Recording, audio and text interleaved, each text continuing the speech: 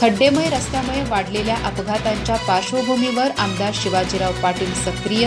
सार्वजनिक बांधकाम मंत्री शिवेंद्रराजे भोसले यांच्याकडे तातडीच्या दुरुस्तीची मागणी. मंत्र्यांनी दिले आश्वासन.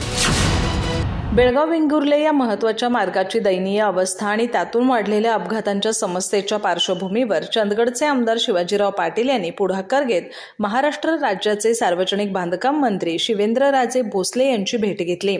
या भेटीत त्यांनी रस्त्याची दुरुस्ती तातडीनं करण्याची मागणी केली. या मार्गावर मोठ्या प्रमाणात पडलेल्या खड्ड्यांमुळे वाहतुकीत अडथळे निर्माण झालेत. विशेषतः पावसाळ्यात खड्ड्यांमध्ये साचलेल्या पाण्यामुळे वाहनांचे नियंत्रण सुटून अपघात होत आहेत. या अपघातांमुळे निष्पाप नागरिकांचे बळी गेल्याने स्थानिकांमध्ये तीव्र संताप पसरलाय. या पार्श्वभूमीवर आमदार पाटील यांनी मंत्री भोसले यांना भेटून सांगितलं, बेळगाव वेंगुर्ले हा मार्ग महाराष्ट्र आणि कर्नाटक या 2 राज्यांना जोडणारा अत्यंत महत्त्वाचा दुवा आहे.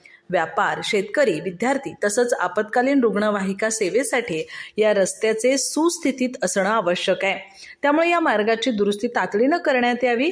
या मागणीवर मंत्री शिवेंद्रराजे भोसले यांनी सकारात्मक प्रतिसाद देत बेळगाव वेंगुर्ले मार्गाची दुरुस्ती तत्काळ केली जाईल असं आश्वासन दिलं.